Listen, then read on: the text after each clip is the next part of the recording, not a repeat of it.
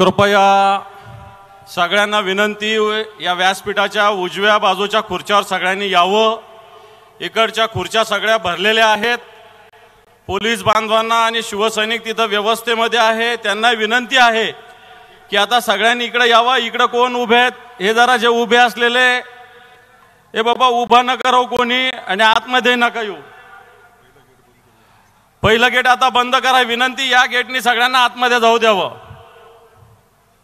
सगळ्यांना विनंती की आता तिकडचं गेट बंद करा, तिकडचं गेट बंद करा। जे एंट्री गेट आहे तिथलं गेट बंद करा आणि सगळ्यांना पुढून पाठवा।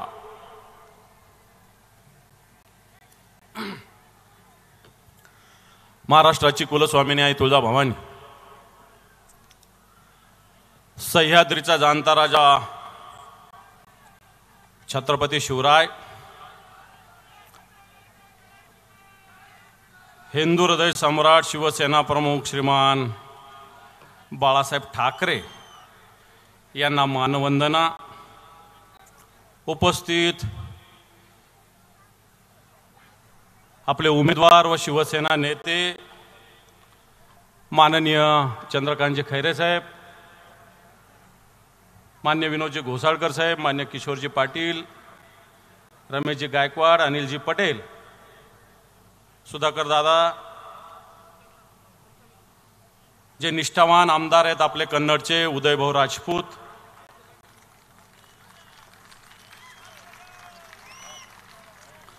उपस्थित व्यासपीठावरील सर्व मान्यवर,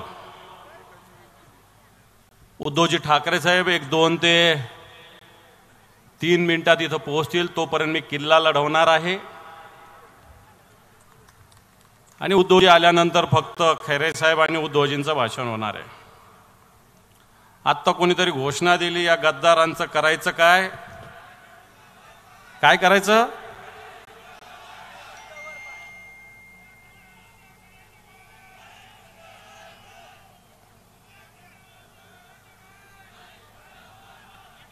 माझ्याकडं एक व्हिडिओ आहे, तो ऐकवतो मी। उड्या मारा तर आम्ही उड्या मारू, पण आम्ही शिवसेना फोडणारी माणसं नाही। आम्ही कट्टर शिवसेनेचे सर्व आमदार आहे, याच्यात एकही आमदार फुटणार नाही। मुख्यमंत्री कोणाचा व्हावा असं वाटतं तुम्हाला? कोणाला वाटतं आपलाच व्हावा। यांनी काय म्हटलं माहित आहे ना, की आम्ही असे आहोत की उद्धव साहेबांना सांगितलं 6व्या मजल्यावरून उडी मार, तर आम्ही उड्या मारू। ऐकलं का सगळ्यांनी? पुन्हा ऐकायचं का? साहेब आम्हाला जे आदेश देतील, उद्धव साहेबांनी जर आम्हाला सांगितलं 7व्या माळ्यावर उड्या मारा तर आम्ही उड्या मारू। आता यांनी गद्दारी केली, यांना 7वा मजला पाहून ढकलून द्यावं लागेल का नाही आपल्याला?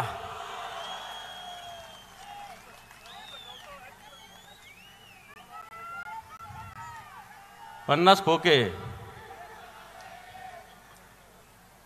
यांनी सांगितलं की आम्हाला उद्धव साहेबांनी जर सांगितलं तर आम्ही 6व्या उडीवरून उडी मारू। आता यांना 6व्या मजल्यावरून आपल्याला ढकलून द्यावं लागेल। या संभाजीनगरात कोणताही प्रवेश देता येणार नाही। आज या ठिकाणी लोकसभेचा आपण प्रचार करत असताना चंद्रकांतजी खैरे साहेब आपले उमेदवार आहेत। हे उमेदवार असताना अनेक विषयावर मागच्या काळामध्ये चर्चा झालेल्या आहेत, प्रचाराची राळ उठलेली आहे, आणि हे राळ उठलेले असताना आपल्या समोर जे उमेदवार आहेत, जे आपल्यातून निघून गेलेले गद्दार असतील, नाही तर आपल्याला नुसती पोपटपंची करणारे MIMचे खासदार असतील, यांना दोघांनाही आपल्याला धडा शिकवावा लागेल। आणि धडा शिकवावा लागत असताना आज आपल्या उमेदवाराचा नंबर किती माहित आहे का? किती किती? आणि निशाणी? हे जरा बसा सगळे। हे बेटा, 1 नंबरवर आपलं नाव आहे आणि निशाणी आपली मशाल। 2 नंबरवर कोण आहे माहित आहे? गद्दार। ज्याचे 2 नंबरचे धंदे ते 2 नंबरवर आहे, लक्षात ठेवा. किती नंबर? 2 नंबरचे धंदे. आणि मग ग्रामीण भागात वेगवेगळ्या ठिकाणी फिरत असताना भाषणं केली गेली. म्या गावोगाव इरी मंजूर केल्या, म्या गोठे मंजूर केले, आणि म्या पानंद रस्ते बी केले. आणि मग आम्ही विचारलं, पानंद रस्त्याला किती टक्के घेतले? किती टक्के घेतले? इरीला किती घेतले? किती? आणि गोठ्याला? मग पानंद रस्ते, गोठे, विहिरी एक तरी फुकट झाली का या जिल्ह्यामध्ये? एक तरी फुकट पानंद रस्ता, विहिरी, गोठे झाले का? हा माझा प्रश्न. जे ग्रामीण भागातून आलेले ग्रामपंचायत सदस्य, सरपंच यांनी सांगावं झालं का? मग अशा पद्धतीनं तुम्ही काम करणार असताना तुम्ही मत मागायला येता. तुमचं तरी मतदान इकडं आहे का? आहे का? कुठे आहे? मग हे पैठणचं पार्सल आपण पैठणला पाठवू 13 तारखेला. पैठणचं पार्सल आपल्याला पैठणला पाठवावं लागणार आहे. आता अनिल पटेल साहेबांनी काही विषय मांडले की ज्या पद्धतीनं गद्दारी करून हे लोक उभे आहेत, या गद्दारांना धडा शिकवावा लागेल. आज ह्या लोकांना लग्नात गेले, मौतीला गेले तरी लोक काय म्हणतात?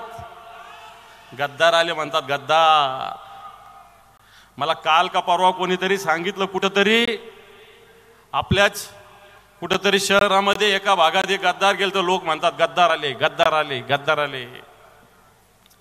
एकीकडे हे गद्दार उभे, एकीकडे हे निष्ठावान खुद्दार उभे, हे सुद्धा आपल्याला बघावं लागेल. ही छत्रपती शिवरायाची भूमी आहे, निष्ठावानाची भूमी आहे, मुरारबाजीची भूमी आहे, तानाजी मालुसरेची भूमी आहे, बाजी प्रभू देशपांडेची भूमी आहे, येसाजी कांकची भूमी आहे. ही भूमी खंडोजी खोपडे आणि सूर्याजी पिसाळाची नाही. समोरचे उमेदवार खंडोजी खोपडे, सूर्याजी पिसाळे. हे चंद्रकांतजी खैरे साहेब, उद्धवजी ठाकरे साहेब जे आपले शिवसेना प्रमुख आहे, शिवसेना पक्ष प्रमुख, त्यांच्या नेतृत्वाखाली काम करणारे एक सेनापती आहे. आणि म्हणून आपण या भूमीतून अशा गद्दारांना गाडावं लागेल. लोकसभा पहिला टप्पा, विधानसभेला तर एकही गद्दार विधानसभेत जाणार नाही, याची पूर्ण बंदोबस्त आता करावा लागेल. निष्ठावान उदय भाऊ आहे, मोठ्या मोठ्या 2 स्कॉर्पिओ भरून नोटा आल्या होत्या, पण त्या टाळणारा एक निष्ठावान आमदार आपल्याकडे आहे. एक खैरे साहेबासारखा एक निष्ठावान नेता सुद्धा आपल्याकडे आहे. आणि म्हणून बांधवांनो, आपल्याला या सगळ्या विषयाचा विचार करावा लागेल. मला एक 2-3 हप्त्यापूर्वी विमानतळावर संदीपान भुमरे भेटले. खैरे साहेब मला म्हणे, दानवे साहेब तुम्ही कहून आमच्या दारूचा प्रचार करता? म्हणलं कहून नको करू. नाही म्हणे तुम्ही 14 दुकानं म्हणता. म्हणलं मग खऱ्या किती आहे? मी आता दत्ता गोडेला विचारलं, 9 तर खऱ्या आहे. ठीक आहे म्हणलं, भाषणात दुरुस्ती करतो. 14 दुकानात दारूच्या या जिल्ह्यात. म्हणे माझा व्यवसाय दारू आहे. मी जयस्वाल साहेबाचा व्यवसाय दारूचा आहे, प्रदीप जयस्वालचा तर मी समजलो असतो. भुमरेचा कुठून दारूचा व्यवसाय झालेला आहे? चूक आहे का बरोबर आहे? प्रदीप जयस्वाल साहेब म्हणले असते की माझा व्यवसाय दारूचा तर मी समजलो असतो. भुमरेंचा 2 वर्षामध्ये व्यवसाय झालेला आहे दारूचा. ते म्हटले माझ्या 14 नाही, 9 दुकाना दारूच्या, एक दारूच्या दुकानाचा रेट तुम्हाला माहिती नाही. गव्हर्नमेंटचा ऑफिशियल रेट 1.25 कोटी रुपये.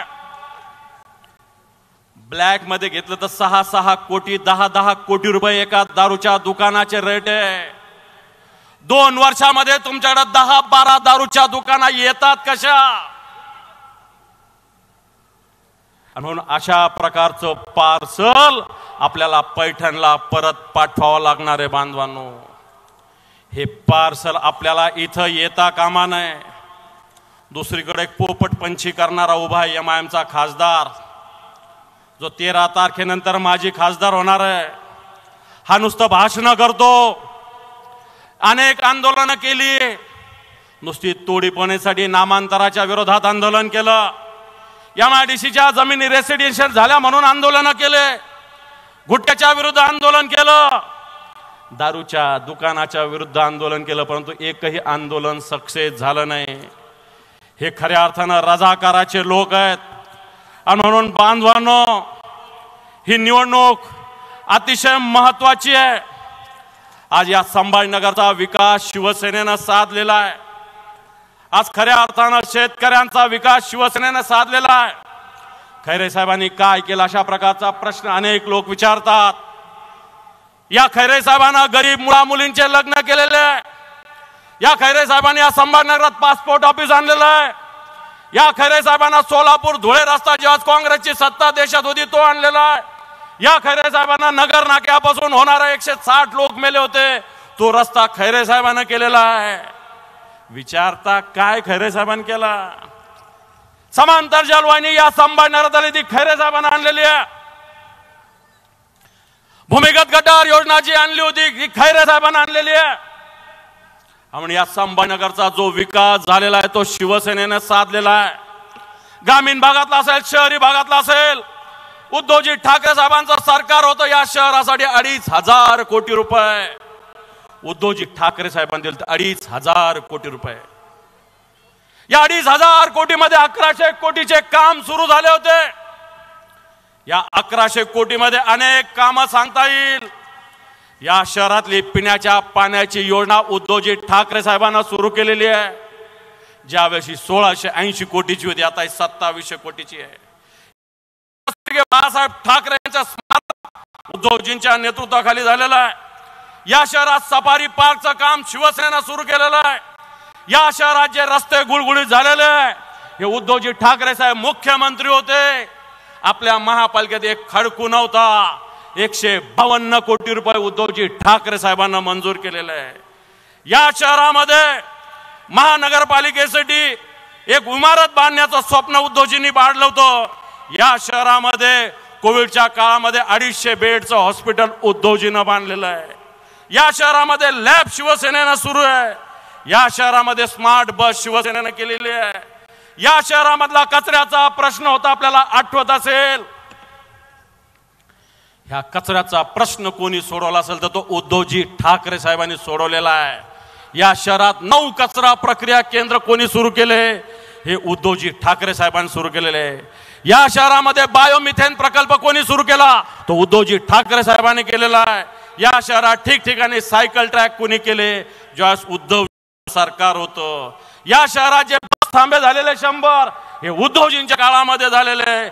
या शहरामधलं संत एकनाथ रंगमंदिर, आज जे गद्दारांनी तिथं मेळावा घेतलेला आहे ते सुद्धा उद्धवजी ठाकरे साहेबांच्या काळात आपण केलेलं आहे.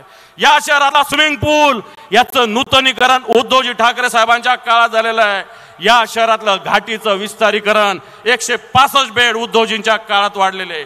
आणि म्हणून बांधवांनो, मी आपल्याला आवाहन करेल की ही निवडणूक करत असताना शिवसेनेनं विकास सुद्धा साधलेला आहे. या शहरामध्ये 40,000 घरकुलाची योजना, त्याची ईडीची इन्क्वायरी चालू आहे. भारतीय जनता पार्टीचे एक मंत्री आणि एक आमदार यांची ईडीची इन्क्वायरी चालू आहे. यांना टेंडर पाहिजे होतं म्हणून 40,000 घरकुल इथं मिळू शकलेलं नाही. बांधवांनो, ग्रामीण भागामध्ये जी उपसा जलचर मंत्रिमंडळाच्या माध्यमातून मराठवाडा वॉटर ग्रीडला 285 कोटी रुपये उद्धवजीनं दिले. गंगापूर आणि वैजापूर साठी सुद्धा वॉटर ग्रीड साठी 1,100 कोटी रुपये उद्धवजींच्या काळात दिलेले. या शहरात संत विद्यापीठ सुरू झालं ते उद्धवजी ठाकरे साहेबांनी सुरू केलेलं आहे. म्हणून मी आपल्याला आव्हान करेल, एक निष्ठावान शिवसैनिक आपल्या समोर उभा आहे. हा निष्ठावान शिवसैनिकाच्या नेतृत्वाखाली आपण काम करतो.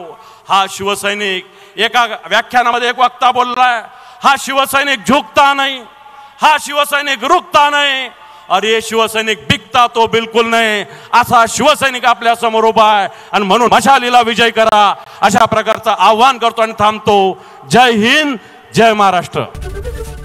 एबीपी माझा, उघडा डोळे बघा नीट.